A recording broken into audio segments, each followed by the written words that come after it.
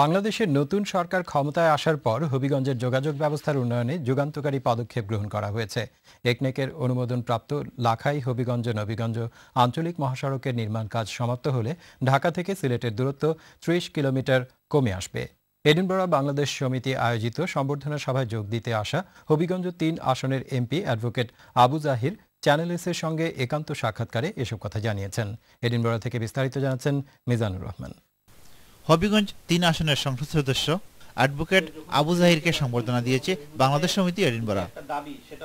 স্থানীয় একটি রেস্টুরেন্টে সমিতির সেক্রেটারি ফয়সল চৌধুরীর পরিচালনায় বুধবার রাতের অনুষ্ঠানে কমিউনিটির বিশিষ্ট ব্যক্তিরা উপস্থিত ছিলেন। এতে সভাপতিত্ব করেন সমিতির চেয়ার নুনু মিয়া।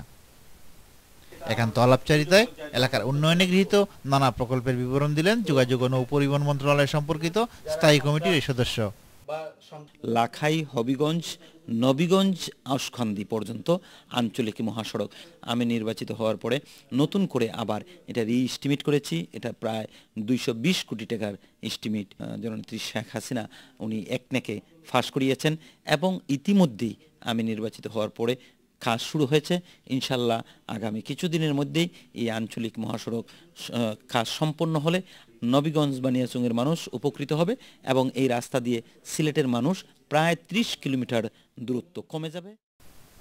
এছাড়া হাওর অঞ্চলের যোগাযোগ ব্যবস্থার উন্নয়নে তারা নিচ্ছেন নানা পদক্ষেপ। সারা বাংলাদেশে আমাদের প্রধান প্রধান নদী নালা খাল বিলগুলি খননের জন্য আমরা এটা বিরাট একটা প্রজেক্ট গ্রহণ করেছি।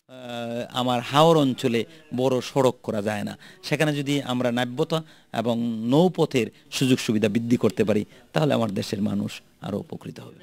স্বাস্থ্যক্ষেত্রে প্রবাসী বিনিয়োগকারীদের আশ্বস্ত করলেন হবিগঞ্জ জেলা আওয়ামী লীগের সাধারণ সম্পাদক আবু জাহির এমপি। স্কয়ার এবং অ্যাপোলো এটা তো রাজধানীতে আছে, আমরা ওই মানের যদি আরও একাধিক হাসপাতাল আমার সিলেট বিভাগের বিভিন্ন জেলায় হবিগঞ্জ আপনি নবীগঞ্জ এইসব এলাকায় যদি এই মানের আরও একাধিক হাসপাতাল ব্যক্তিগত উদ্যোগে প্রতিষ্ঠিত হয়, বেসরকারি উদ্যোগে প্রতিষ্ঠিত হয়, আমরা সরকার কিন্তু ওনাদেরকে সাহায্য করার জন্য আমরা রেডি আছি। ডিজিটাল বাংলাদেশ সংক্রান্ত অপর এক প্রশ্নের জবাবে তিনি বলেন, তথ্য প্রযুক্তির উপর ভিত্তি করে দেশকে গড়ে তোলার জন্য আমরা এজেন্ডা নিয়ে মূলত কাজ করছি।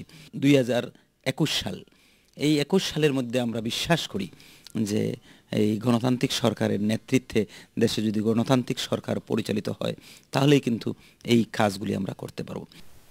আর এই জন্য কেউ মনে করেন ডিজিটাল বাংলাদেশ দেখতে হলে অপেক্ষা করতে হবে ২০২১ সাল পর্যন্ত। Mizanur Rahman, channel S news, Edinburgh.